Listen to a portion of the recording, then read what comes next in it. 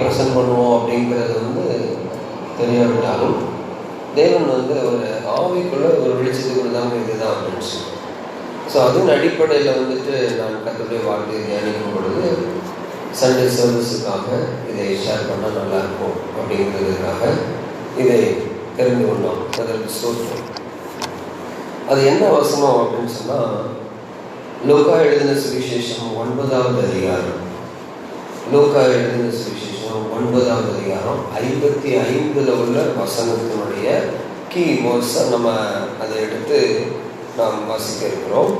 ஆனால் வந்து அதை முழுமையாக அந்த போர்ஷனை நம்ம விளங்கி கொள்ளணும் அப்படின்னு சொன்னால், லூக்கா 9வது அதிகாரத்தில் 51 56 வரைக்கும் நம்ம வாசித்தோம் என்றால், லூக்கா எழுதின சுவிசேஷம், the gospel according to the Luke chapter 9 verses 51 to 56. But we are going to meditate the key verse as key verse 55. But now we are going to read 51 to 56. 51 56 வரைக்கும் நாம் வாசிக்க கேட்போம். பின்பு அவர் எடுத்துக்கொள்ளப்படும் நாட்கள் சமீபித்த போது அவர் எருசலேமுக்கு போக தமது முகத்தை திருப்பி தமக்கு முன்னாக தூதர்களை அனுப்பினார். அவர்கள் போய் அவருக்கு இடத்தை ஆயத்தம் பண்ணும்படி சமாரியருடைய ஒரு கிராமத்திலே பிரவேசித்தார்கள். அவர் எருசலேமுக்கு போக நோக்கமாக இருந்தபடியினால் அவ்வூரார் அவரை ஏற்றுக்கொள்ளவில்லை. அவருடைய சீஷராகிய யாக்கோபும் யோவானும் அதை கண்டபோது, ஆண்டவரே, எலியா செய்தது போல வானத்திலிருந்து அக்கினி இறங்கி இவர்களை அழிக்கும்படி நாங்கள் கட்டளையிட உமக்கு சித்தமா என்று கேட்டார்கள். அவர் திரும்பி பார்த்து, நீங்கள் இன்ன ஆவி உள்ளவர்களா என்பதை அறியீர்கள் என்று அதட்டி, மனுஷகுமாரன் மனுஷனுடைய ஜீவனை அழிக்கிறதற்கல்ல ரட்சிக்கிறதற்கே வந்தார் என்றார். அதன் பின்பு அவர்கள் வேறொரு கிராமத்துக்கு போனார்கள்.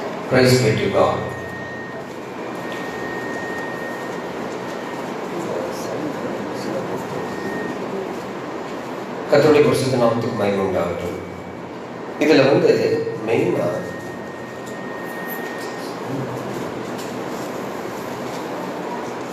இதுல நம்ம தியானிக்கிறதுக்கு தேவன் கொடுத்தது வந்து 9வது அதிகாரம் 9வது அதிகாரம் 55வது வசனத்தினுடைய மையப்பகுதி.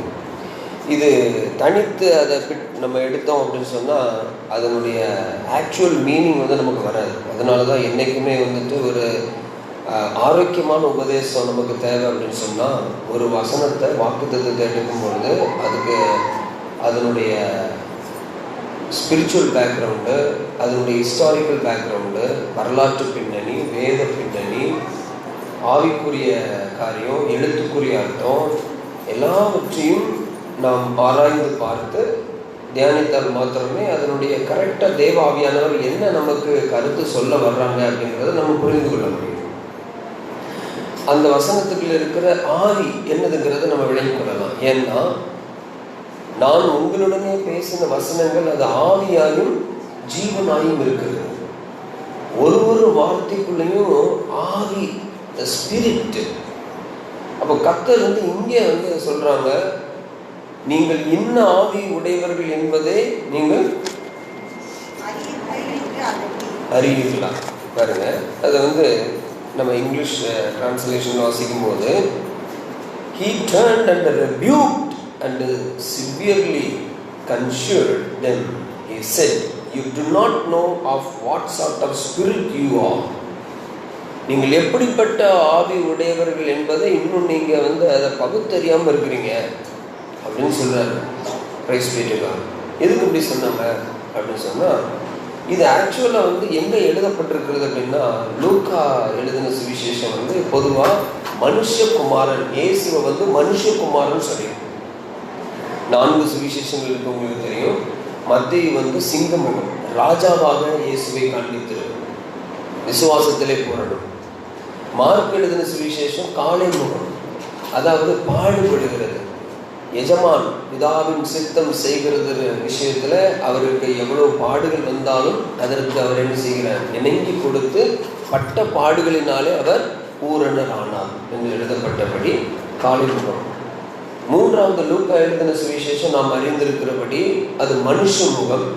அது கர்த்தராகிய இயேசு கிறிஸ்துவ வந்து மார்க் எழுதின சுவிசேஷத்தில் சர்வன்ட், மை சர்வன்ட், அவர் வந்து தாசன் என்று சொல்லப்பட்டிருக்கும். லூக்கா எழுதின சுவிசேஷத்தில் மனுஷகுமாரன், அது மனுஷ முகம், அன்பிலே பூரணம். நான்காவது எழுதின யோவான் எழுதின சுவிசேஷம் கழுகு முகம், அது வந்து பரிசுத்தத்திலே பூரணம். ஸோ இப்படிப்பட்ட காரியத்தை நம்ம அறிந்திருக்கிறோம். நாம் எடுத்துக்கொண்ட வசனம் வந்துட்டு லூக்கா எழுதின சுவிசேஷம். ஸோ மனுஷகுமாரன், சன் ஆஃப் மேன் என்ற இந்த வார்த்தை. இப்போ வந்து இது வந்து லூக்கா வந்து ரொம்ப அழகாக அதை வந்து என்ன செஞ்சிருக்காருன்னா போர்ட்ரேட் பண்ணியிருக்கிறார். ரொம்ப அழகாக சித்தரித்து சொல்லி வந்திருக்கிறார். லூக்கா எழுதின சுவிசேஷம் 1வது அதிகாரம் 1வது அதிகாரத்தின் 1லிருந்து 2வது அதிகாரம் 52வது வசனம் வரைக்கும் என்ன சொல்லியிருக்குன்னா, announcement of the coming of Jesus the son of man. அதாவது மனுஷகுமாரனாகிய இயேசுவினுடைய வருகையை குறித்து அறிவித்திருக்கிறார். 2வது பகுதியாக என்ன சொல்றாருன்னா, லூக்கா 3வது அதிகாரம் 1வது வசனத்திலிருந்து 4வது அதிகாரம் 15வது வசனம் வரைக்கும் அதில் என்ன சொல்றாருன்னா, the son of man's appearance, மனுஷகுமாரன் அவர் வெளிப்பட்டிருக்கிற காரியத்தை பார்க்கிறோம். 3வது போர்ட்ரேட்டா எப்படி கொண்டு வர்றாரு அப்படின்னு சொன்னால், 4வது அதிகாரம் 16லிருந்து 9வது அதிகாரம் 17வது வசனம் வரைக்கும், 9வது அதிகாரம் 17வது வசனம் வரைக்கும் உள்ள பகுதி. இதில் வந்து நம்ம பார்க்கிற காரியம் என்னவென்று சொன்னால், the son of man's announcement, the son of man's announced mission and public ministry. அவர் வந்து மனுஷகுமாரன் எப்படிப்பட்ட ஒரு பணி செய்ய இந்த பூமியிலே வந்தார், மனுஷகுமாரன் எப்படிப்பட்ட பணி செய்ய இந்த பூமியிலே வந்தார், எப்படிப்பட்ட ஒரு ஊழியத்தை செய்தார் என்கின்ற காரியத்தை குறித்து நாம் பார்க்கிறோம்.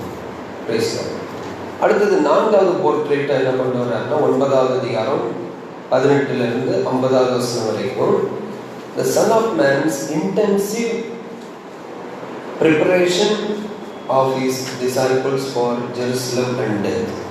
எருசலேமுக்கு நேராக பயணித்து அங்கே போய் மரிக்க வேண்டும். அங்கே மரிக்கிறது அப்போ முன்னால அவர் என்ன செய்யறாருன்னா, தன்னுடைய சீஷர்களை அவர் தீரமாக அவர் ஆயத்தப்படுத்துகிறார்.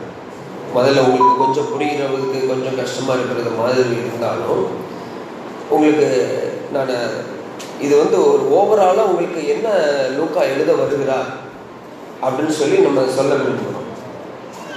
5வது பகுதியாக என்ன சொல்றோம்னா, the son of man's great journey to Jerusalem. நம்முடைய செய்தி எதுக்குள்ள உள்ள இருக்குது அப்படின்னா, கர்த்தராகிய இயேசு கிறிஸ்து எருசலேமுக்கு பயணப்பட்டு போகிறார். எங்கிருந்து எங்க பயணப்பட்டு போகிறார்னா, கலிலேயாவிலிருந்து யூதேயாவிலே அங்கே போய் எருசலேமுக்கு போய் சேர வேண்டும். அங்கே போய் எதுக்கு அங்கே பயணப்பட்டு போகிறாருன்னா, அவருக்கு நன்றாக தெரியும் அங்கே போகிறதே பிதாவானவர் என்ன ஒரு அருட்பணி, ஒரு மிஷன் கொடுத்து ஒரு தெய்வீகமான சித்தத்தை நிறைவேற்றி, அந்த மிஷன் என்ன அப்படின்னா பாவிகளை ரட்சிக்கிறதுக்காக அவர் அனுப்பியிருக்கிறார். காணப்படாமல் போன ஆடுகளை தேடி கண்டுபிடித்து அவர்களை ரட்சித்து நித்திய ஜீவனுக்குள்ளாக கொண்டு போக வேண்டும் என்ற ஒரு பணி.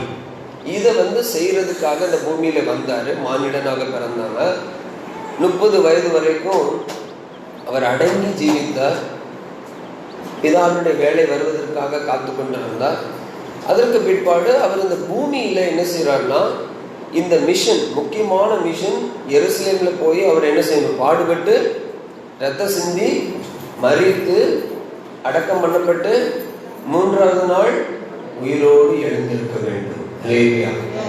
அந்த அதாவது அந்த மரித்தோர்கள் எழுந்த பிற்பாடு அவர் என்ன செய்யணும்னா, அவர் பரமேறி போக வேண்டும். அது வந்து அசென்ஷன் சொல்றது, பரமேறி போக வேண்டும். ஸோ மரித்து அடக்கம் பண்ணப்பட்டு உயிரோடு எழுந்தாதான் என்ன செய்ய முடியும், பரத்துக்கு அவர் ஏறி செல்ல முடியும். அதுதான் வந்து பிதாவாகிய தேவன் ஏற்படுத்தி வைத்த ஒழுங்கு. சப்போஸ் எந்த பரிசுத்தவான்களாவது இந்த பூமியில மறிக்காம அப்படியே போயிட்டாங்க அப்படின்னு சொன்னா அவங்க வந்து என்ன செய்யறாங்க? வந்து அவர்கள் மறித்து அதற்கு பிற்பாடு என்ன செய்ய வேண்டியிருக்கு? காலூண்டி நின்று அப்புறம் பறந்து போக வேண்டியது. ஆனா கிறிஸ்துவுக்குள்ள கர்த்தருக்குள்ள இருக்கிற எனக்கும் உங்களுக்கும் கர்த்தராகிய இயேசு கிறிஸ்துவே வாக்கு பண்ணிட்டாங்க, என்னை விசுவாசிக்கிறவன் மரித்தாலும் பிழைப்பான், மறியாமலும் இருப்பான். அல்லேலூயா. அதுக்கு காரணம் என்னன்னா, எனக்காக உங்களுக்காக என்னுடைய இடத்தில் சப்ஸ்டிடியூஷன், எனக்கு பதிலாள் என்ற அர்த்தம் உடைய இயேசு கிறிஸ்து என்னுடைய இடத்துல அவர் என்ன செய்துட்டார்? மறித்து விட்டார். மரணம்ங்கிறதே முதல்ல அந்த வார்த்தையை எங்கிருந்து வந்துச்சு அப்படின்னு பார்த்தோம்னா, கீழ்ப்படியாமையும் கீழ்ப்படியாமை நிமித்தமாக பாவமும், பாவத்தின் சம்பளம் மரணம். பாவம் செய்கிற ஆத்மாவே சாகும். பாவம் செய்கிற ஆத்மாவே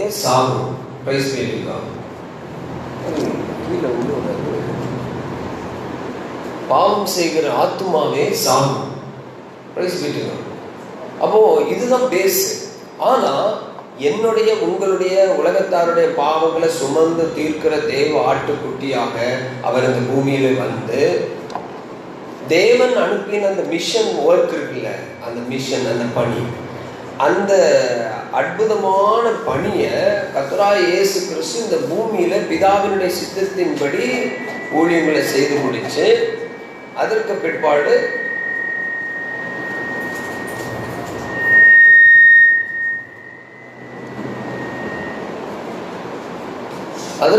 அவர் என்ன செய்ய வேண்டியதாக இருந்தது அப்படின்னு சொன்னா, எருசலேமுக்கு போய் அங்க பாடுபட்டு ரத்தம் செஞ்சு மறித்து அடக்கம் பண்ணப்பட்டு 3ஆவது நாள் உயிரோடு எழுந்திருக்க வேண்டும். அல்லேலூயா.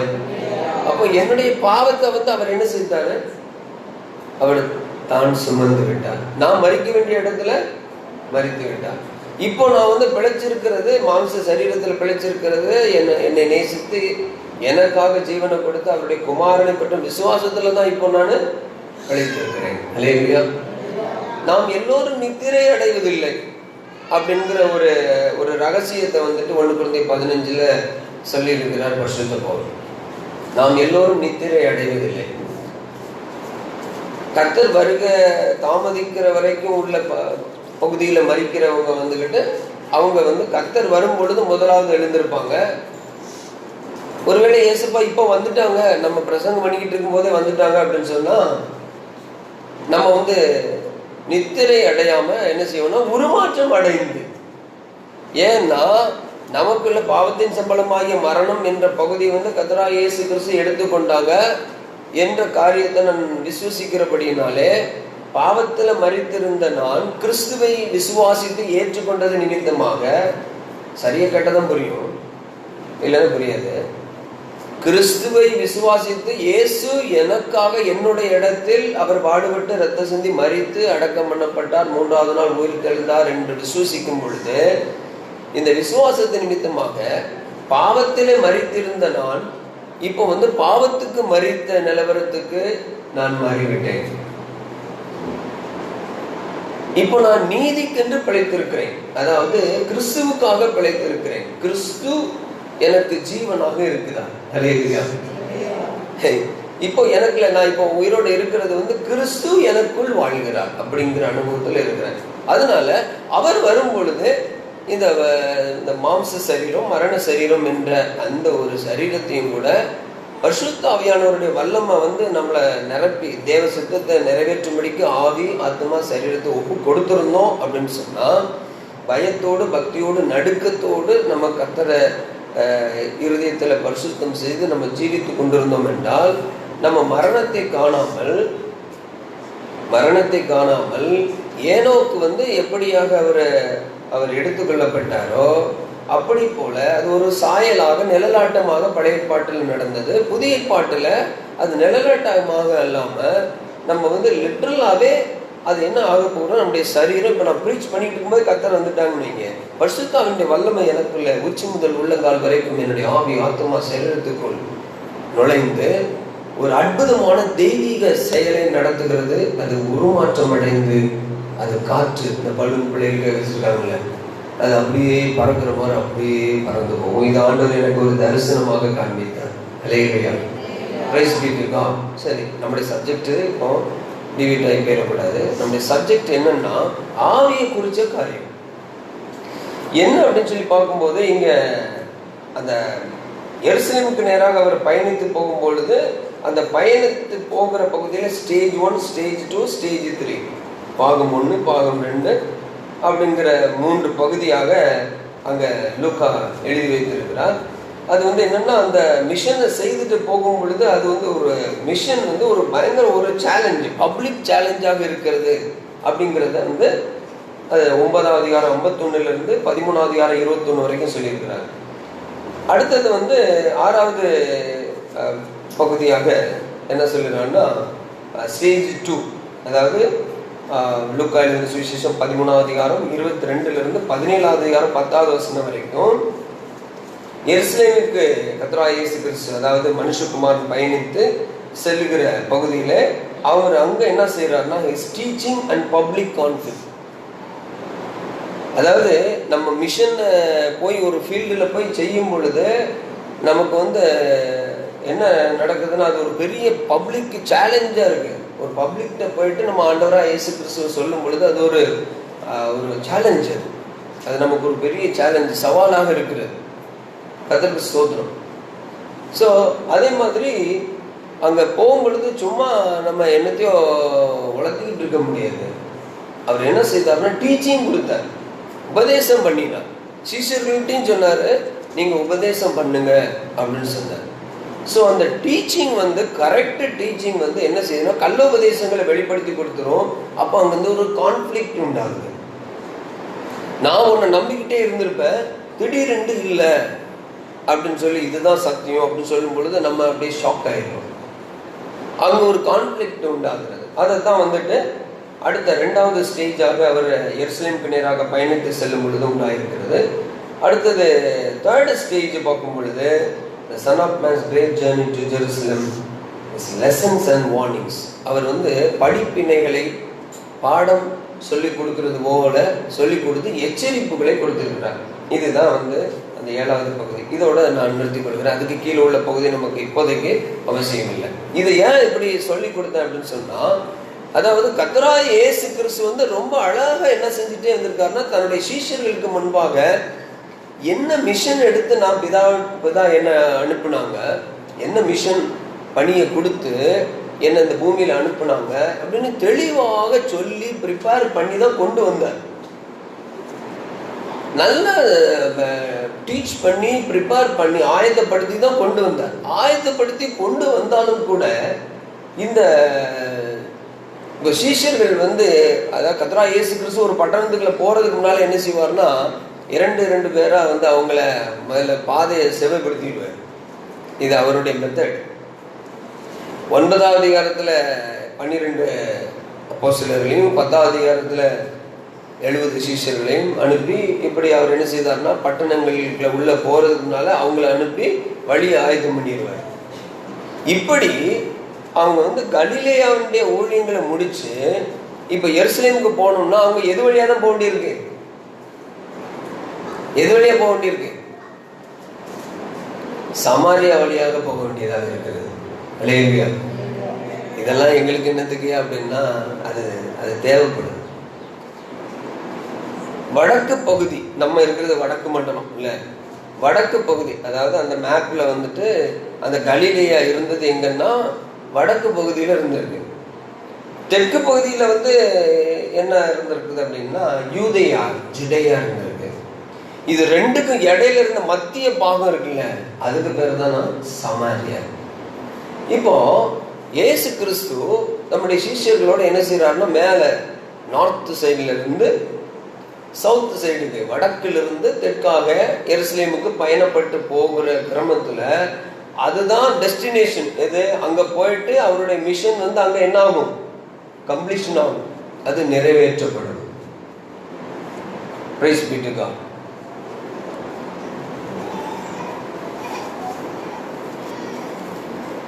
அவருடைய மிஷன் எருசலேம்ல தான் அது ஃபுல்ஃபில் ஆகுது, அது நிறைவேற்றப்படுகிறது. அப்போ அந்த எருசலேம்ல போய் அந்த மிஷனை ஃபுல்ஃபில் பண்றதுக்கு முன்னால ஃபர்ஸ்ட் பார்ட் ஆஃப் மினிஸ்ட்ரி, அதாவது மிஷன், அவர் என்ன செய்ய வேண்டியிருக்குன்னா இந்த கலிலேயா, இந்த சமாரியா, இந்த யூதேயா, இந்த பகுதிகளில் எல்லாம் அவர் சுற்றி திரிந்து என்ன செய்ய வேண்டியிருந்ததுன்னா நன்மை செய்கிறவராய் சுற்றி திரிந்து பரிசுத்த ஆவியினாலே அவர் அநேக காரியங்களை அவர் செய்து வந்தார் அப்படின்ட்டு அப்போஸ்தலர் 10:38 எழுதப்பட்டிருக்கிறபடி அவர் இந்த மிஷன்லாம் செய்துக்கிட்டே போயிட்டே இருக்கார். ஆன் தி வேல அவருடைய ஃபைனல் அந்த காரியம், மனுஷனுடைய ரட்சிப்புக்காக அவர் செய்ய வேண்டிய காரியத்தை செய்வதற்கு முன்பாக அநேக பாதையில போய் சீஷர்கள் அநேக பாதைகளை நடத்தி அந்த மிஷனுடைய தன்மையை புரிந்து கொள்ள வைக்கிறார். அப்போ இங்க சமாரியாவுக்குள்ள போயிட்டு இந்த மாதிரி இயேசு வருகிறார், நாசரேத்தூர் இயேசு வருகிறார், எருசலேமுக்கு போகிறார். செய்தி என்னன்னா எருசலேமுக்கு போகிறார் என்று கேள்விப்பட்ட உடனே சமாரியர்கள் என்ன செய்ய மாட்டேங்கிறாங்கன்னா அவரை உள்ள வர அனுமதிக்க மாட்டேங்கிறாங்க. அது அவங்களுக்கு பிரியமாக இருக்கவில்லை. ஏன் அப்படின்னு சொல்லி பார்த்தா கர்த்தராகிய இயேசு கிறிஸ்து சமாரியர்களுக்கு ஏதாவது தீமை செய்தாருன்னா இல்லை. அவருக்கு ஏதாவது பர்சனல் ரெவெஞ்சிங் ஏதாவது இருக்கா, தனிப்பட்ட விதத்துல ஏதாவது பிரச்சனைகள், பகை ஏதாவது இருக்கா, தனிப்பட்ட விதத்துல இயேசு கிறிஸ்துவும் சமாரியர்களுக்கு ஏதாவது பிரச்சனை இருக்கா, அவரை வர வேண்டாங்கிறதுக்கு, அவரை வெறுக்கிறதுக்கு என்ன அப்படின்னா ஒன்றும் கிடையாது. ஏன்னா அவர் எல்லாருக்குமே என்னதான் செய்தார், எல்லாருக்குமே நன்மை தான் செஞ்சார். காது வெட்டப்பட்டவனுடைய காதை கூட தூக்கி வச்சுட்டு அப்படின்ட்டு அப்புறம் திரும்பவும் கையை கொடுத்தார். அங்கேயும் கூட காதை பேதுரு வெட்டிட்டாரு, அங்க ஒட்டி வச்ச பிற்பாடு கூட திரும்பவும் என்ன செய்யறாங்க, அவ்வளவு பெரிய சாட்சி அங்க நடக்குது. தீமை செய்யப்பட்டவனுக்கு நன்மை செய்கிறார், தீமை செய்ய வந்தவங்களுக்கு நன்மை செய்கிறார். ஆனாலும் கூட அப்படி செய்தும் கூட அவங்க விளங்கிட்டு கொண்டு போறாங்க ஒரு குற்றவாளியை போல. கர்த்தருக்கு ஸ்தோத்திரம். ஸோ இப்படி அவர் நன்மை செய்கிறவராகவே சுற்றி திரிந்தார். பேதுரு எழுதுகிறது போல நன்மை செய்து பாடு அனுபவிக்கிறது மேன்மையான காரியம் அப்படின்னு சொன்னது போல அவர் நன்மை தான் செய்துக்கிட்டே இருந்தார். பிரைஸ் பீட்டுக்காக. அப்போ ஏன் சமாரியர் அவங்கள அப்படி பகைச்சாங்க அப்படின்னு பார்க்கும் பொழுது இது இன்னைக்கு நேரத்து உள்ள பகை அப்படிங்கிற மாதிரி இல்லாம கிட்டத்தட்ட 7-8 சதாப்தி செஞ்சுரி 800 ஆண்டுகள், ஏறத்தாழ 700-800 ஆண்டுகள் கொண்டதான பகைமை, வெறுப்பு, கசப்பு இந்த சமாரியர்களுக்குள்ளே யூதர்களுக்கு விரோதமாக இருந்தது. அதே நேரத்தில் யூதர்களுக்கும் இந்த சமாரியர்கள் மேல ஒரு பகை உண்டாயிருந்தது. எங்கிருந்து வந்த பகை இது அப்படின்னு சொல்லி பார்க்கும் பொழுது, அதாவது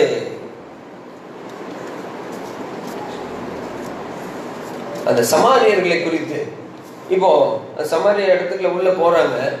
உள்ள போகும் பொழுது இவங்களை விடலை அப்படின்ன உடனே இவங்களுக்கு பயங்கர கோபம் வருது. ஆனா அந்த கோபத்தை இவங்க என்ன நினைக்கிறாங்க அப்படின்னு பார்த்தீங்கன்னா ஆண்டவருக்கான வைராக்கியம் அப்படின்னு சொல்லி அவங்க நினைக்கிறாங்க. zeal for God.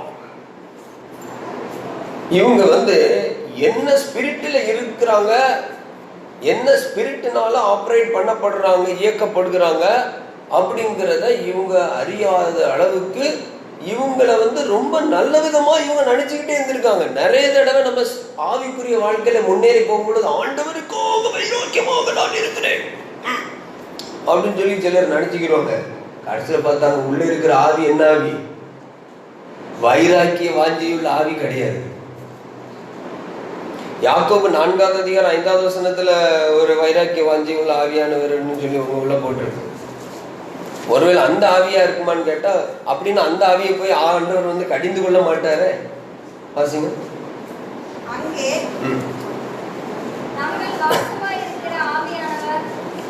தங்களில் வாசமாயிருக்கிற ஆவியானவர்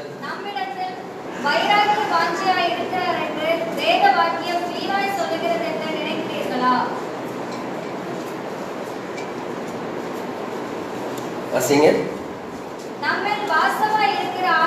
நம்மில் வாசமாயிருக்கிற ஆவியானவர் நம்மிடத்தில் வைராக்கிய வாஞ்சியா இருக்கிறார் என்று வேத வாக்கியம் வீணாய் சொல்லுகிறது என்று நினைக்கிறீர்களா?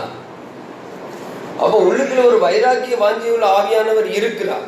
அது மேல உள்ள வசனம் கீழே உள்ள வசனங்களை வாசித்தோம்னா எதுக்கு வைராக்கிய வாஞ்சியுள்ள ஆவியானவரா இருக்கிறாருன்னு அங்க எழுதப்பட்டிருக்கு. கர்த்தருக்கு ஸ்தோத்திரம். நம்முடைய இது டைமிங் இதாயிடக்கூடாது.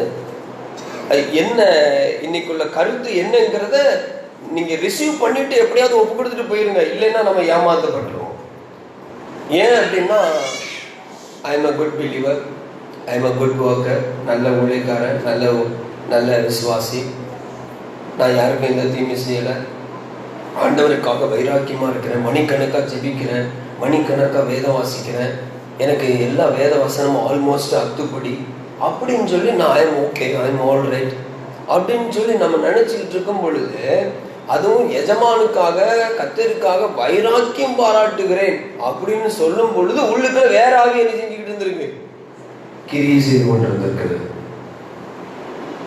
ஸோ இந்த வைராக்கிய வாஞ்சியுள்ள ஆவியானவர் அப்படிங்கிற அந்த வசனத்தின்படி இருந்திருந்தா அந்த வைராக்கியத்தை பார்த்து இயேசு கிறிஸ்து என்ன செஞ்சிருக்க மாட்டார்? அவங்கள கடிந்து கொண்டு இருக்க மாட்டார், ரெபியூட் பண்ணியிருக்க மாட்டார். ஆனா இங்க கர்த்தர் என்ன செய்யறாருன்னா கடிந்து கொள்ளுகிறார். திரும்பி பார்த்து அவர்களை கடிந்து கொள்ளுகிறார். எதுக்கு கடிந்து கொண்டார் அப்படின்னு சொன்னா, அந்த சமரியாக்களை போயிட்டு இவங்க என்ன செய்ய போனாங்கன்னா, இயேசு வருகிறார்னு சொல்ல போனாங்க.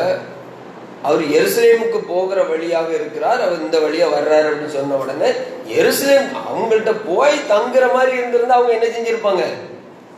ஏற்றுக்கொண்டிருப்பாங்க. ஆனா எருசலேமுக்கு போறதுக்கு இதை வழியாக பயன்படுத்துறதுக்கு நாங்க என்ன செய்ய மாட்டோம்? அனுமதிக்க மாட்டோம். உடனே கர்த்தருக்கு பயங்கர கோபம் வந்துட்டு. அப்படியா? இல்ல இல்ல, கர்த்தருக்கு கோபம் இல்லை. யாருக்கு வந்துச்சு? யாக்கோவுக்கும் யோவானுக்கும். யாக்கோவுக்கும் யோவானுக்கும் பயங்கர கோபம். சரி, கோபம் வந்தது. என்ன, ஆண்டவருக்கான வைராக்கியத்தில் அவங்க இருக்கிற மாதிரி நினைச்சுக்கிட்டு என்ன சொன்னாங்க பாருங்க.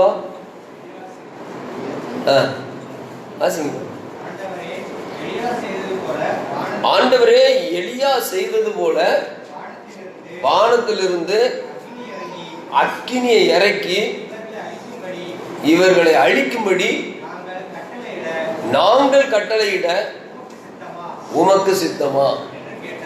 கர்த்தருக்கு ஸ்தோத்திரம் என்று கேட்டார்கள். கேட்கதான் செஞ்சாங்க. கேட்டதுக்கு அப்படின்னா கேட்டதுக்கே கடிஞ்சுக்கிட்டு. எலியா அக்கினியை இறக்கி கொண்டு வந்ததனுடைய ஸ்பிரிட் என்ன, இவங்க சொல்ற ஸ்பிரிட் என்ன? எலியா யார் மேல அக்கினி இறக்கி கொண்டு வந்தாரு? பாகல் தீர்க்கதரிசிகள் மேலையா? பாகல் தீர்க்கதரிசிகள் மேல அக்கினி இறக்குனாரா எலியா?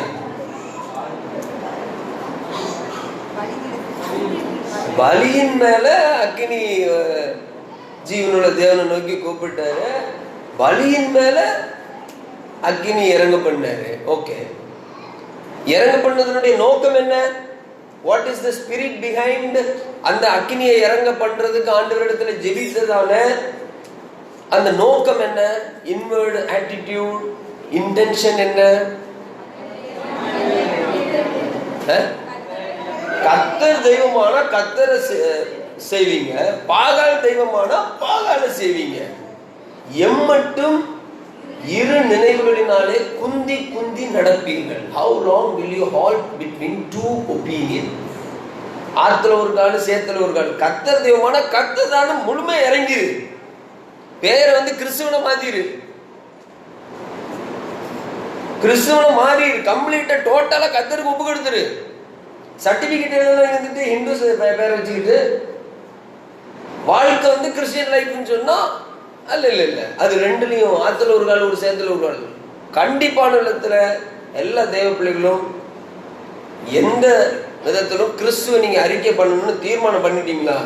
கர்த்தர் தெய்வமானா கர்த்தரே தெய்வம் சொல்லுங்க, பாகால் தெய்வமானா பாகால் தெய்வம் சொல்லுங்க.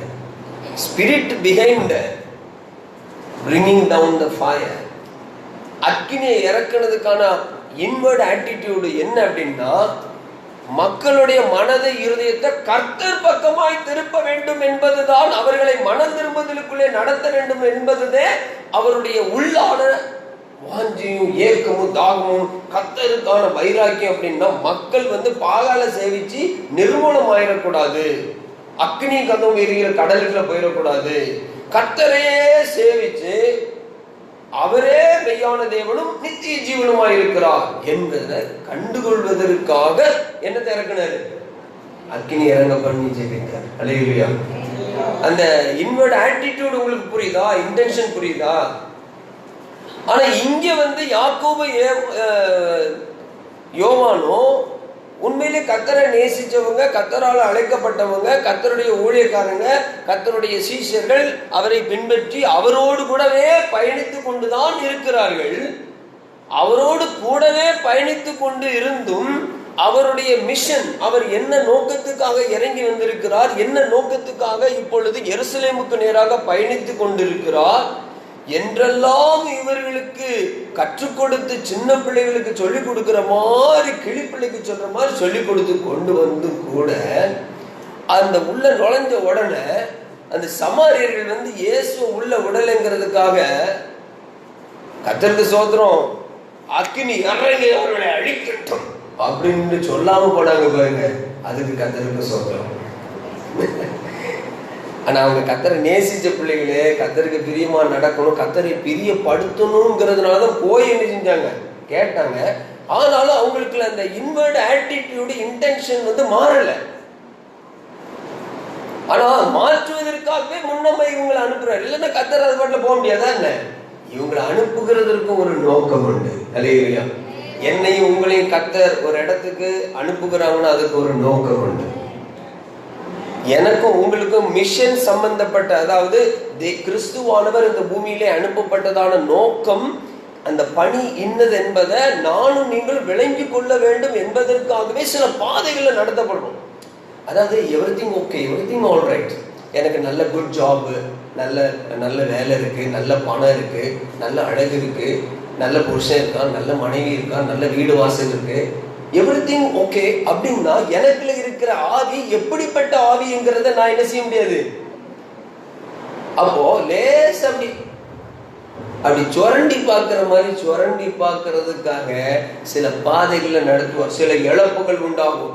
சில பேர் நம்மளை நினைச்சுவாங்க மட்டமா கேவலமா நம்மளை நிந்திச்சு அவமதிச்சு வந்துட்டாளுங்க வெள்ளையை உடுத்திக்கிட்டு, காலையில் வந்துட்டாளுங்க வெள்ளையை உடுத்திக்கிட்டு இப்படின்னு சொல்லும் பொழுது நம்முடைய ஸ்பிரிட் எப்படி இருக்கும்? நம்முடைய ஸ்பிரிட் இருக்கும் எப்படி இருக்கும்? நமக்குள்ள ஏறி ஆண்டவரே ஆண்டவரே நீங்க காட்டுங்க ஆண்டவரே, நான் உங்களுடைய ஊழியக்காரி, நான் உங்களுடைய ஊழியக்காரன் ஆண்டவரே, நான் உங்களுடைய பிள்ளைங்கிறத, அவளுக்கு ஆக்சிடென்ட் ஆகணும், அவளுக்கு கை கால் முறியணும், அவ உடனே அவளுக்கு ஏதாவது நீங்க காட்டி நீர் எங்க கூட என் கூட இருக்கிறீ அப்படிங்கறத நீங்க காட்டணும் ஆண்டவரே அப்படின்னு பயங்கர வைராக்கியமான சம்பவம்லாம் நடந்துட்டு இருக்கும் சில இடங்கள்ல. இதுதான் ஒருத்தவங்களை உங்களை என்ன நெஞ்சில ஏறி மிதிச்சு அடிச்ச ரத்தம் வர வரைக்கும் அடிச்சாங்க. ஆனா எனக்குள்ள உள்ள இருந்த ஸ்பிரிட்டு என்ன சொல்லிச்சு தெரியுமா? ஆண்டவரே, இந்த ரத்தத்துக்கு எனக்கு இந்த இடத்துல நீங்க ஆத்மாக்களை தரணும், இந்த இடத்துல நீங்க ஆத்மாக்களை தரணும். அடிச்சவன் மேல எந்த ஒரு மனக்கசப்போ பகையோ வெறுப்போ இல்லை. அப்புறம் நடக்க முடியாம நடந்து போய் சேர்ந்த இடத்துல ஏன் அது வாங்க உடனே கீழே வாங்க நம்ம போய் பார்ப்போம் அப்படின்னு விட்டாங்க. நான் சொன்னேன், நீங்கள் சும்மா இருப்பீர்கள், கர்த்தர் உங்களுக்காக யுத்தம் பண்ணுவார். நோ நோ நோ, நம்ம அவங்களுக்காக ஜெபிக்க வேண்டியதான். நான் இப்படி ஜெபிச்சுட்டு வந்திருக்கேன் அப்படின்னு சொல்லி கண்ணை மூடின பொழுது அப்படியே ஆகாயத்துல கர்த்தருடைய கண் அருமையா இறக்க பெருக்கத்தின் மன உருக்கத்தின் கண்ணை பார்த்து பாருங்க. அதோட நெஞ்சில ஏறி மிதிச்சு அடிச்சு எல்லா காரியமும் அப்படியே அகன்று போடும். கர்த்தருக்கு மகிமை உண்டாகட்டும். ஏன்னா நம்ம இந்த பூமியில நானும் நீங்களும் கர்த்தராகிய இயேசு கிறிஸ்துவை ஏற்றுக்கொண்டதனுடைய நோக்கம் என்னன்னா, கர்த்தர் செய்து முடித்த பணி மிஷனை நானும் நீங்களும் மனது இருதயத்திலே ஜீவியத்திலே சுமந்து திரிகிறோம். அல்லேலூயா. அவருடைய மரணத்தை எப்பொழுது சுமந்து திரிகிறோம் அப்படின்னா என்னன்னா, கர்த்தராகிய இயேசு கிறிஸ்துவோடு கூட நம்ம பயணிக்கிறது பெருசு இல்ல, அவருடைய மிஷனை சுமந்து நாம பயணித்துக் கொண்டிருக்கிறோம். ஹல்லேலூயா. அந்த மிஷனை சுமக்கும் பொழுது எனக்குள்ள எப்படிப்பட்ட ஆவி கிரியை செய்கிறது என்பதை சில சூழ்நிலைகள் இருக்கு தெரியுமா? எல்லாமே சாதகமா இருந்தா எனக்குள்ள இருக்கிற ஆவி என்ன செய்ய முடியாது, அது பேசாம இருக்கும்.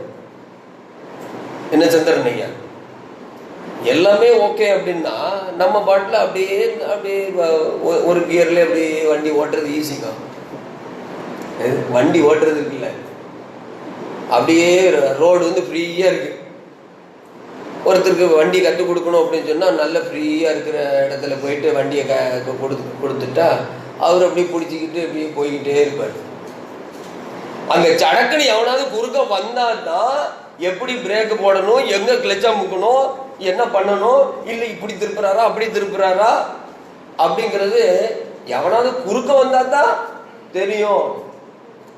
அதனாலதான் டிரைவிங் லைசன்ஸுக்கு படிச்சு கொடுக்குறவங்க வந்துட்டு என்ன செய்வாங்கன்னா ரொம்ப கஷ்டமான இடத்துக்குள்ள இடுக்கமான இடத்துக்குள்ள. எனக்கு வந்து நேபாளத்துல ஒரு தேவ மனுஷன் வந்து கார் ஓட்ட கற்றுக் கொடுத்தாரு. எங்க கொண்டு நிப்பாட்டிட்டு தெரியுமா, இப்படி மேட்ல கொண்டு நிப்பாட்டிட்டு இப்ப பிரேக்கை போடு பார்ப்போம் அப்படிம்பாரு.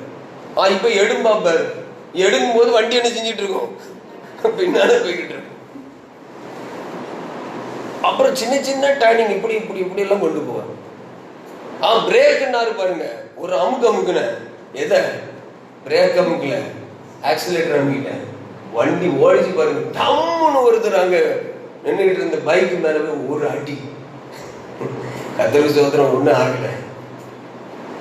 என்ன சொல்ல வரேன் அப்படின்னா, அப்படியே சும்மா எவ்ரிதிங் ஆல் ரைட் அப்படின்னு சொல்லிட்டு பயணிச்சுக்கிட்டே போயிருந்தா எனக்கு எல்லா ஆசீர்வாதம் எல்லா நலனும் ஆண்டவரே நாங்க எல்லாம் ஒரு குறையில்லாம இருக்கணும், ஓகே ஃபைன். ஆனா உனக்குள்ள என்ன ஆவி இருக்கு, உண்மையாகவே கர்த்தராகிய இயேசு கிறிஸ்து இந்த பூமியிலே வந்ததான அந்த நோக்கத்தை, அந்த மிஷனை நீ புரிஞ்சுக்கிட்டியா புரியலையா, இந்த மிஷனுக்கு சாட்சியாக நீ மற்றவங்களுக்கு இருக்கிறாயா என்கிறத வந்து அறிகிறதுக்கு சில வேலைகளை நம்மளை ஆண்டவர் சில ஆட்களை கொண்டு என்ன செய்வாரு, என்ன செய்வாங்க, மட்டமா பேச வைப்பார். நீங்களும் உயிரோட இருந்து நாக்க பிடிங்கிட்டு சாவேன் இப்படி எல்லாம் கேட்டா நமக்குள்ள எப்படி இருக்கும்,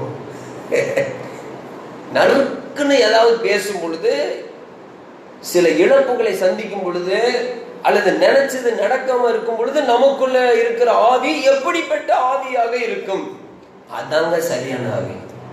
ஹல்லேலூயா, பிரைஸ் பீ டு காட்.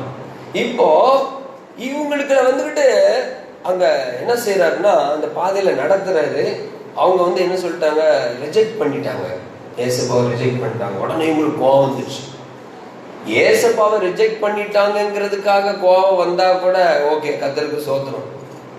ஆனா கர்த்தராகிய இயேசு கிறிஸ்து ரிஜெக்ட் பண்ணப்பட்டுட்டாருங்கிறதுக்காக அந்த வழியா போறதுக்கு மறுக்கப்பட்டாருங்கிறதுக்காக இயேசு கிறிஸ்துவுக்கு என்ன வரல, கோவம் வரல, அவருக்கே கோவம் வரல.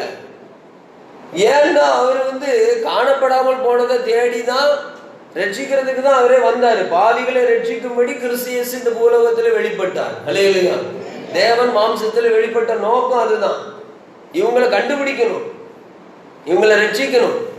அவன் ஏற்றுக்கொள்ள மாட்டான், அவன் நிந்திப்பான், அவன் அவமதிப்பான். ஆனாலும் கூட அவங்களுக்கு மனம் திரும்புதலுக்கு என்று ஒரு ஸ்பேஸ் டு ரிபென்ட், அவங்களுக்கு மனம் திரும்புதலின் நாட்கள் காலம் என்ற ஒரு பகுதியும் அவர் விட்டுக் கொடுத்தார். Hallelujah, hallelujah, hallelujah. Praise the Lord Jesus. கர்த்தருக்கு மகிமை உண்டாகட்டும். பாருங்க, இந்த சரியான ஒரு காரியத்தை விளங்கிக் கொள்ளுங்க. இவங்களுக்கு வந்து ஏன் வந்து அந்த கோபம் வந்துச்சு, ஏன் அக்கினி கொண்டு அழிக்கணும்னு பார்த்தாங்க அப்படின்னா, கர்த்தராகிய இயேசு கிறிஸ்து அதை கடிந்து கொண்டதை வைத்து நாம் விளங்கிக் கொள்கிறோம். என்ன அப்படின்னு சொல்லி பார்க்கும் பொழுது, இந்த சமாரியர்கள் வந்து யாரு, ஏன் வந்து இந்த யூதர்களுக்கு அப்படிப்பட்ட வெறுப்பு, சமாரியர்களுக்கு யூதர்கள் மேல ஏன் இந்த வெறுப்பு என்று சொல்லி நாம் பார்க்கும் பொழுது, இதுல விசேஷமா 2 காரியத்தை நாம் விளங்கிக் கொள்ள முடிகிறது. அதுல முதல் காரியம் என்ன சொல்லி பார்க்கும் பொழுது, கிமு 720 அந்த அசீரிய ராஜா வந்து என்ன செய்யறாருன்னா, அங்க முற்றிலுமாக அந்த 10 ட்ரைபு கொண்டதான இஸ்ரவேலை வந்து சிறைப்பிடிச்சிட்டு கொண்டு போயிடுறாங்க. அங்க வந்து சமாரியால யார விட்டுட்டு போயிட்டாங்கன்னா, நோக்காடு, நொண்டி, பலவீனமானவன், ஒண்ணுக்காகாதவன், என்ன சரியா கத்தரை பின்பற்றாம தள்ளப்பட்டவங்க இவங்கெல்லாம் இருப்பாங்க தெரியுமா, இவங்களெல்லாம் இணைஞ்சிட்டு போயிட்டான். விட்டுட்டு நல்லா இருந்தவங்களெல்லாம் கொண்டு போயிட்டான். இப்போ தேசத்துல மீதியா, சமரியாவில் மீதியா இருந்தவங்க யாரு? எல்லாம் ஒண்ணுக்காகாத கேசுங்க, அதை விட்டுட்டு போயிட்டான். இது ஒண்ணா, மற்றவங்களெல்லாம் வந்துட்டு மீதியாவுடைய இடத்துக்கு, தேசத்துக்கு, அவங்களுடைய தேசத்துக்கு கொண்டு போயிட்டான். இப்போ அங்க இருந்த ஆட்களை, புறஜாதிகளை கொண்டு வந்து என்ன செஞ்சுட்டான்? சமாரியாவுக்குள்ள அங்க அங்க அங்க அங்க அங்க பிளேஸ் பண்ணிட்டான். இப்போ என்ன நடக்குதுன்னு கேட்டீங்கன்னா, உள்ள கொண்டு வச்ச உடனே நேச்சுரலா நடக்கிற மாதிரி இன்டர் மேரேஜ் பண்ண ஆரம்பிச்சிட்டாங்க, கலப்பு திருமணம் பண்ண ஆரம்பிச்சிட்டாங்க. இந்த கலப்பு திருமணம் பண்ண உடனே அங்க வந்து அந்த ஒரிஜினாலிட்டி என்ன செஞ்சிருச்சுன்னா அங்க இதாகி போயிடுச்சு. ஒண்ணு. ரெண்டாவது காரியம் என்ன அப்படின்னு சொல்லி பார்க்கும்போது, இவங்க கலப்பு திருமணம் பண்ணதோட நிப்பாட்டல, அந்த தேசங்கள், புற தேசத்திலிருந்து வந்தவங்க வந்து தங்களுடைய தெய்வங்களையும் என்ன செஞ்சாங்க? கையோட கொண்டு வந்தாங்க. கையோட கொண்டு வந்த பொழுது இப்போ யெகோவா தேவனை வந்து பியூரா தொழுது கொள்ளுகிறதான, வானத்தையும் பூமியும் உண்டாக்கின கர்த்தரை தொழுது கொள்ளுகிற இடத்துல இவர்கள் என்ன செஞ்சுட்டாங்கன்னா அதையும் சேர்த்து மிக்ஸ்டா என்ன பண்ணிட்டாங்க? மிக்ஸ்டு டிவோஷன் மாதிரி ஆகிப்போச்சு. கர்த்தருக்கு ஸ்தோத்திரம். நேபாளத்தில் பார்த்தீங்கன்னா வெறும் இந்துயிசம் மாத்திரம் இருக்காது, அதுல வந்து புத்திசம் கூட என்ன செஞ்சிருக்கு? கலந்துருக்கு. சில பேர் ஹிந்துசம் மாத்திரம் பின்பற்றுவாங்க, சில பேர் புத்திசம் மாத்திரம் பின்பற்றுவாங்க, சில பேர் வந்து மிக்ஸ்டா இதையும் பின்பற்றுவாங்க அதையும் பின்பற்றுவாங்க, மிக்ஸ்ட் ஆயிடுவாங்க. கர்த்தருக்கு ஸ்தோத்திரம். ஸோ இப்படி இங்க வந்து என்ன ஆயிட்டுன்னா இப்போ மிக்ஸ் ஆகி போயிடுச்சு. ஓகே, இது வந்து இந்த மாதிரி ஒரு சூழ்நிலை ஆன உடனே யூதர்களுக்கு வந்து அந்த பியூரிட்டியை பார்க்குற யூதர்களுக்கு வந்து அவங்க மனது இருதயத்தில் பயங்கரமான ஒரு கசப்பு வெறுப்பாயிடுச்சு. இப்போ இந்த கசப்பு, இந்த வெறுப்புக்கு தீனி போட்ட மாதிரி பபிலோன்ல இருந்து இப்போ என்ன செய்யறாங்க? ஒரு கூட்டம் வர்றாங்க, எஸ்ரா. அங்க வந்து கர்த்தருக்கு ஆலயத்தை கட்டுறதுக்காக, எருசலேம்ல ஆலயத்தை கட்டுறதுக்காக வந்த பொழுது இந்த சமாரியர்கள் வந்து என்ன செய்யறாங்கன்னா, நாங்க உங்களுக்கு உதவி செய்யறோம் அப்படின்னு வரும் பொழுது ஸ்டாப் இட் அப்படின்னு சொல்லிடுறாங்க. அது அவங்களுக்கு பயங்கர ஹர்ட் ஆயிடுச்சு, பயங்கரமான ஹர்ட். வேண்டான்ட்டாங்க. ஏன்னா ஒண்ணு இவங்க கலப்பு திருமணம் பண்ணது, இன்னொன்னு அந்நிய தெய்வங்களை இணைத்து பிணைத்து அப்படிப்பட்ட ஒரு லைஃப் ஸ்டைல் வாழ்கிறதுனால இவங்க வந்து நோ, உன்னுடைய இப்படிப்பட்ட இது வந்து ஒரு நயா பைசா இதுக்குள்ள விழக்கூடாது, உன்னுடைய எந்த ஒரு இது எங்களுக்கு வேண்டான்னு சொல்லி அவர்களை புறக்கணித்து தள்ளிவிட்டாரு. அது இவங்களுக்கு வந்து பயங்கரமான ஒரு ப்ராப்ளம் ஆயிடுச்சு, ரொம்ப ஹர்ட் ஆயிட்டாங்க. அது பயங்கர கசப்பையும் வெறுப்பையும் இவர்களுக்குள்ளே உண்டாக்கி விட்டது. கர்த்தருக்கு ஸ்தோத்திரம். சரி, இப்போ இவங்க இதோட நிப்பாட்டிட்டாங்களான்னு பார்த்தீங்கன்னா அதுவும் இல்லை. இவங்க என்ன செய்யறாங்கன்னா, ஆலயமா கட்டுறீங்க, எருசலேம்ல நீங்க ஆலயங்கிட்டீங்களா, இந்த பாரு மவுண்ட் கிரிசிம்ல நான் அதுக்கு ஒப்பா கட்டுறேன் பாருன்னு இவன் என்ன பண்ணிட்டான்? இங்க யெகோவாவுக்கு தான், வேற யாருக்கும் இல்லை, யெகோவாவுக்கு தான் ஆலயத்தை, அதுக்கு போட்டிக்கு போறாமையா ஒரு காம்படிஷன் மாதிரி என்ன செஞ்சுட்டாங்க? இங்க ஆலயத்தை கட்ட ஆரம்பிச்சாங்க.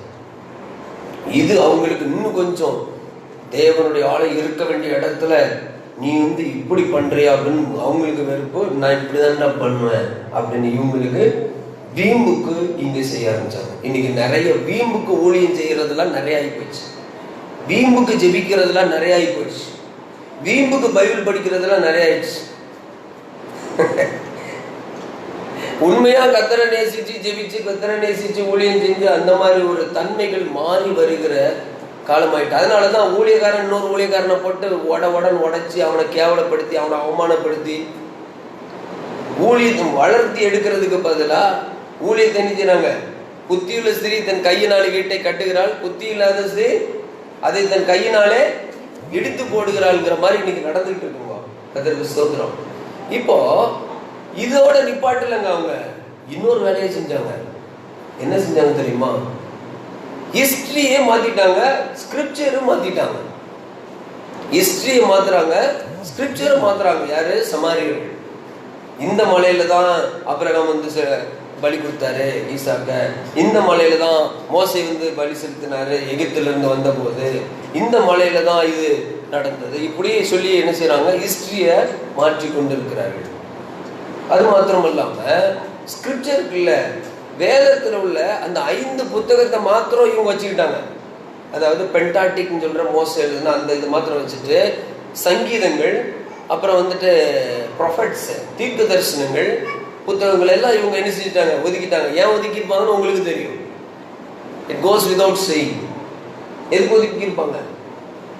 ஏன்னா அதுல ஃபுல்லாவே எண்ணத்தை பற்றி தான் எழுதியிருக்கும், எருசலேமை பற்றி தான் எழுதியிருக்கும். எருசலேம்ல போய் தான் இவர் பாடுபட்டு மரித்து அடக்கம் பண்ணப்பட்டு இந்த எருசலேமை பற்றி அதிகமாக அதுல சொல்லியிருக்கும். அந்த அற்புதமான ஐஸ்வர்ய சத்தியத்தை இவர்கள் புறக்கணித்து தள்ளிவிட்டார்கள்.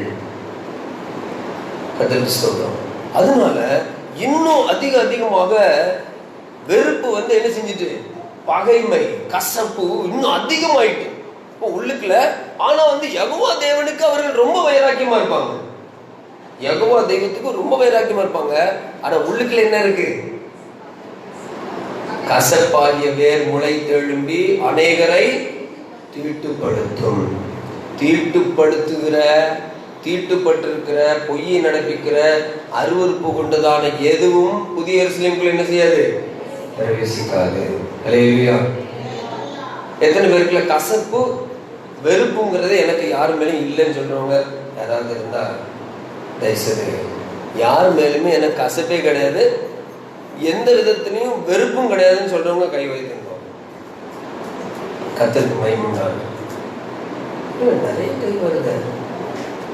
நான் முடிச்சோன்னு பின்ன கேட்பேன், இன்னார் மேல உங்க மேல உங்களுக்கு வெறுப்பு வந்துச்சா கசப்பு வந்துச்சான்னு கேட்பேன்.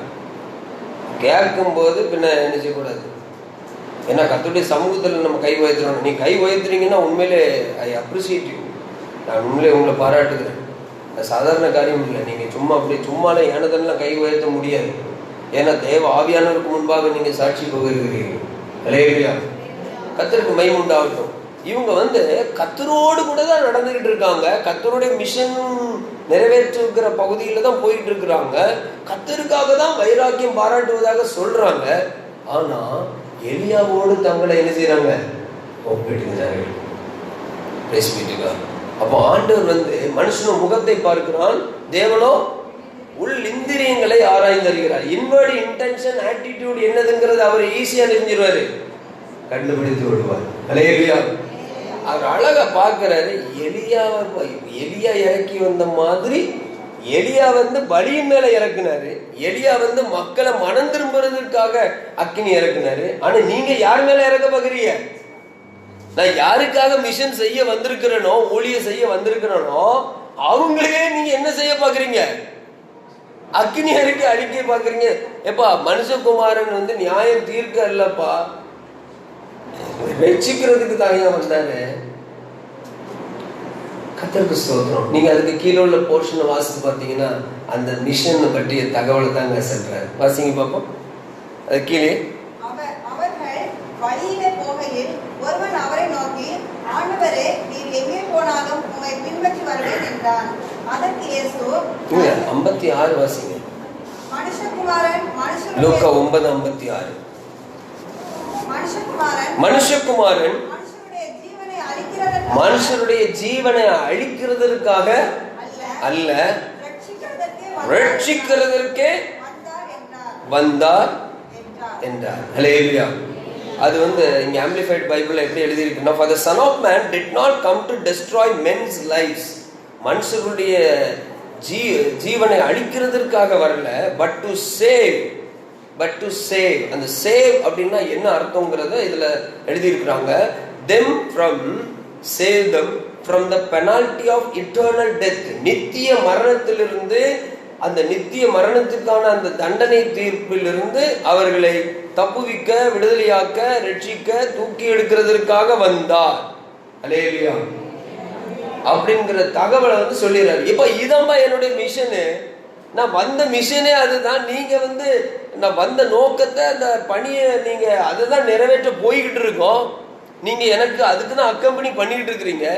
இது கூட தெரியாம அந்த ஸ்பிரிட் ஆஃப் கிரைஸ்ட், கிறிஸ்துவுக்குள் இருந்த அந்த ஆவியினுடைய அந்த பணியை உணர்ந்து கொள்ளாம இவங்களுக்குள்ள என்ன ஆவி இருக்கு? இப்போ என்ன ஆவி இருக்கு?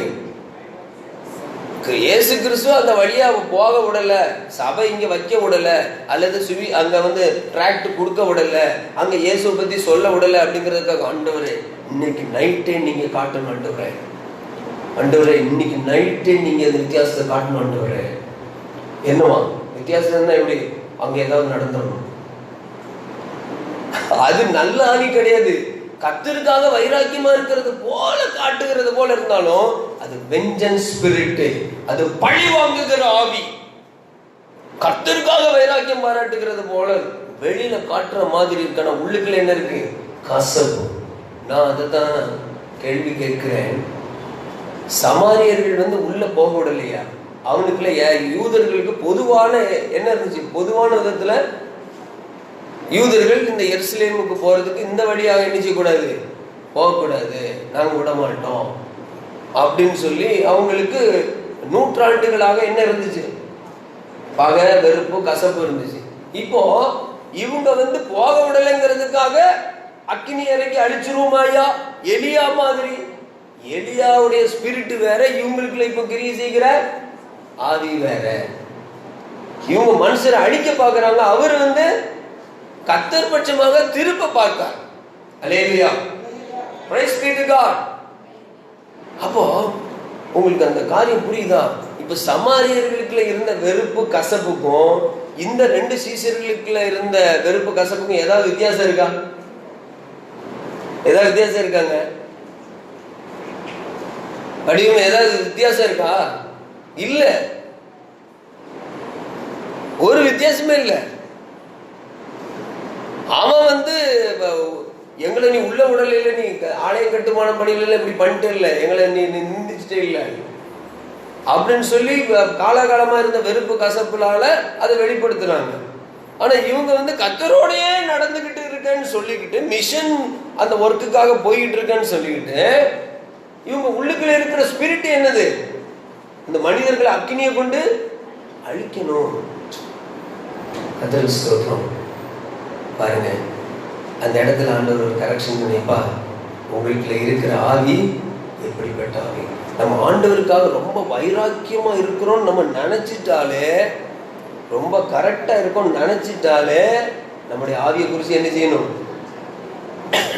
எச்சரிக்கையா இருக்கணும். எப்படிப்பட்ட ஆவி உள்ள இருக்குங்கிறத கொஞ்சம் சோதிச்சு பார்த்துக்கிறோம். நமக்குள்ள எப்படிப்பட்ட ஆவி இருக்கு? நல்ல ஜெபம் பண்ணுவோம், ஆனா எப்படி ஜெபம் பண்ணணும்? நம்முடைய இன்வர்ட் இன்டென்ஷன் என்ன? மற்றவங்களுக்கு ஆண்டவரை பத்தி சொல்லணும்ல வாஞ்சியோடலாம் போறோம், இயேசு வருகிறார் சொல்ல போறோம்.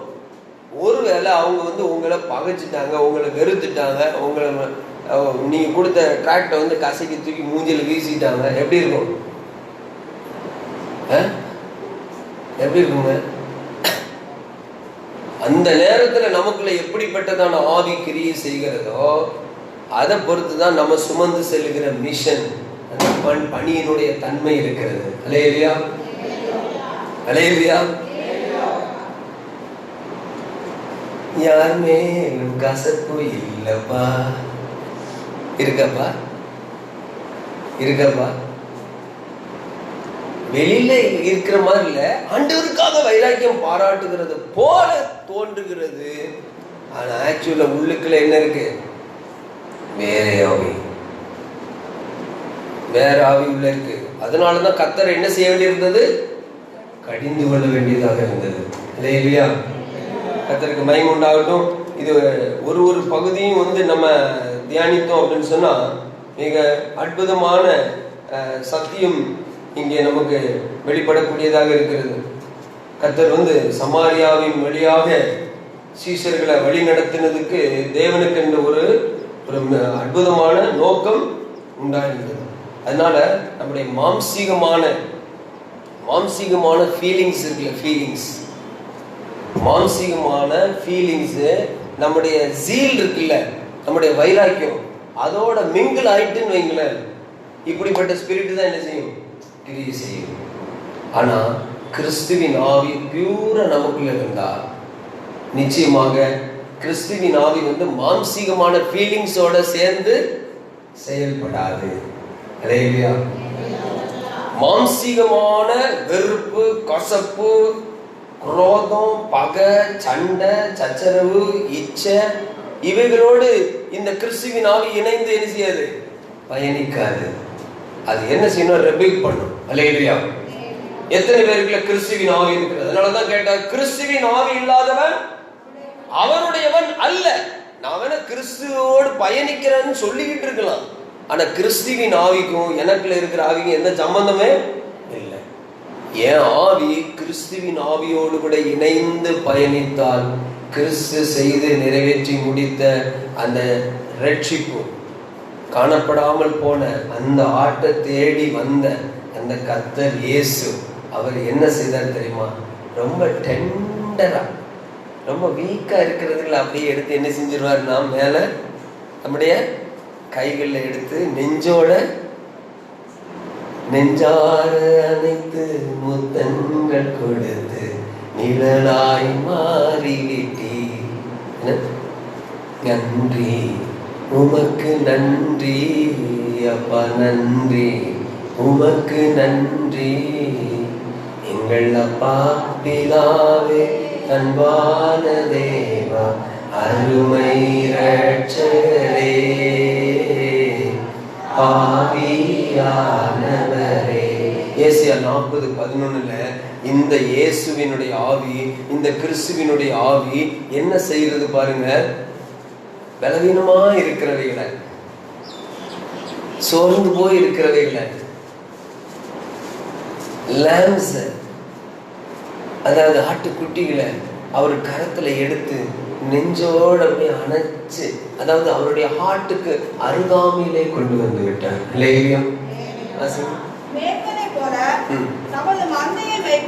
மேய்ப்பனை போல தமது மந்தையை மேய்ப்பார், ஆட்டுக்குட்டிகளை தமது புயத்தினால் சேர்த்து தன்னுடைய மடியிலே சுமந்து, அதாவது அவருடைய இங்கிலீஷ்ல எப்படி இருக்குன்னா, அவருடைய ஆம், அவருடைய கரங்கள்ல புயத்தினால எடுத்து அப்படின்னா அதை என்ன செஞ்சுக்கிறாரு? நெஞ்சோட அணைச்சிக்கிறாரு. அப்போ அவருடைய ஹார்ட்டுக்கு ரொம்ப க்ளோஸரா என்ன செஞ்சிடறாரு? கொண்டு வந்து விடுகிறார். அல்லேலூயா. கர்த்தருக்கு ஸ்தோத்திரம். அப்புறம் கரவல் ஆடுகளை மெதுவாக நம்ம எப்படி நடத்துவோம்? கட்டம் தான் நடத்துவோம். நம்ம வெட்டு 1 துண்டு 2 என்னவா ஆண்டவருக்காக நம்ம ரொம்ப வைராக்கியமா இருக்கோமா? அப்பா, ரொம்ப வைராக்கியம் நல்லா தெரியுது. இங்க குத்தி அங்க பாயிற மாதிரி ரத்தம் அப்படி பாஞ்சிக்கிட்டு வர்ற மாதிரி என்ன செய்யறது? அப்படி நம்ம அப்படி செயல்படக்கூடாது. ரொம்ப டெண்டரா கர்த்தர் என்ன செய்றார்? ரொம்ப வீக்கா இருக்கிறவங்க ரொம்ப அணைத்து கொண்டார். இல்லையா?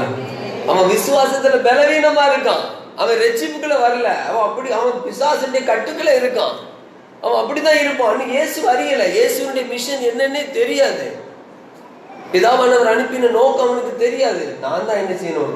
காத்திருந்து அவங்களுக்கு மனம் திரும்புறதுக்கு இயேசுவானவர் வாய்ப்பு கொடுக்கறது போல நம்மளும் என்ன கொடுக்கணும்? அவங்களுக்காக காத்திருந்து அவங்களை நெஞ்சோடு அணைத்து கொள்ளுகிறது போல நம்முடைய இருதயத்துக்கு இன்னும் அதிகமாக அருகாமையில் கொண்டு வந்து அவர்களுக்காக கண்ணீரோடு செபிக்க வேண்டும். அல்லேலூயா. அதான் ஸ்பிரிட் ஆஃப் கிரைஸ்ட். அதான் ஸ்பிரிட் ஆஃப் கிரைஸ்ட். அது அதுக்கு வெறுப்பு இல்லை, கசப்பு இல்லை, பகை இல்லை, எந்த விதமான மாம்சீகம் சம்பந்தப்பட்ட ஃபீலிங்ஸோட இந்த ஜீல், அந்த வைராக்கியம் என்ன செய்யாது? இணைந்து செயல்படாது. அப்படி செயல்பட்டா இந்த சீஷர்கள் எப்படியாக அவர்கள் அக்கினியை இறக்கி உடனே அழிச்சுரும் ஆண்டவரை எலியாவை போல அப்படின்னு சொல்லி ஒரு misunderstanding about the mission of Christ. கிறிஸ்துவனுடைய பணி, அந்த மிஷனை குறிச்ச தவறான ஒரு எண்ணம் தான் எனக்கு உங்களுக்கு உண்டாயிருக்கும். கடைசியில் கிறிஸ்துவனுடைய மிஷனை நானும் புரிந்து கொள்ள மாட்டேன், மற்றவங்களுக்கும் எடுத்து சொல்ல மாட்டேன். கிறிஸ்துவுக்குள் தேவன் உங்களுக்கு மன்னித்தது போல நீங்களும் ஒருவருக்கு ஒருவர் மன்னியுங்கள். அல்லேலூயா. இந்த கிறிஸ்துவின் ஆவி எத்தனை பேருக்கு வேணும்? எனக்கு வேணும்னு நான் ஆண்டவர்கிட்ட ஏற்கனவே கேட்டுட்டேன், ஒப்பு கொடுத்துட்டேன். எனக்கு உங்க கிறிஸ்துவின் ஆவியோடு இணைந்து நான் பயணிக்கணும். பரம எருசலேமாக இருந்து புதிய எருசலேமுக்கு நேராக பயணித்து போகிற நான், என் ஆண்டவரே, கிறிஸ்துவின் ஆவியோடு கூட பயணித்து செல்லணும். கிறிஸ்துவின் அந்த மிஷன் நிறைவேற்றி சிலுவையில நிறைவேற்றி முடித்த மிஷனை நான் சுமந்து போகணும். அதை நான் மற்றவங்களுக்கு எடுத்து சொல்லணும். அவங்க ஏற்றுக்கொள்ளல, ரிஜெக்ட் பண்றாங்க அப்படிங்கிறதுக்காக நான் அவங்களை என்ன செய்யக்கூடாது? பகைக்க கூடாது, நிந்திக்க கூடாது. அல்லது ஆண்டவரே நீர் எப்படியாவது அவனுக்கு காட்டணும் ஆண்டவர், நீங்க எங்க கூட்டம் இருக்கீங்கிறத காட்டணும் ஆண்டவரே அப்படின்னு வெறித்தனமான அப்படிப்பட்ட கசப்பு, வெறுப்பு, பகை, அப்படிப்பட்டதான ஒரு ஸ்பிரிட் நமக்குள்ள என்ன செய்யக்கூடாது? வரக்கூடாது. அதனால அந்த கிறிஸ்து வாங்கப்பா போவான்னு வேற வில்லேஜ் வழியா போனார். அல்லேலூயா. எதுக்கு அப்படின்னா மனம் திரும்புறதுக்கு வாய்ப்பு கொடுத்தார். அதே மாதிரி நானும் நீங்கள் என்ன செய்யணும்? அவங்க அப்படிதான் இருப்பாங்க. அந்த பிலிவர் அப்படி பலவீனமா தான் இருக்கிறாங்க. ஓகே அவங்க அப்படி பேசுறது தப்பு தான். ஓகே பேசுறேன். ஆனா ஒரு நாள் ஆண்டவர் அவங்களுக்கு உணர்த்துவார். அல்லேலூயா. இப்படி நம்ம என்ன செய்யணும்னா, நம்ம தாங்குவார், தப்புவிப்பார், ஏந்துவார் என் தெய்வம், தாங்குவார், தப்புவிப்பார், ஏந்துவார் என் தெய்வம் அப்படின்னு நானும் அவங்கள தாங்கணும், அவங்கள தப்புவிக்கணும்னு ஜெபிக்கணும். அவங்களை ஏந்தி கொண்டு போகிறது போல கிறிஸ்துவின் ஆவி உடையவர்களாக இருக்க வேண்டும். அல்லேலூயா. ஒப்பு கொடுப்போமா எல்லாரும்? Praise God.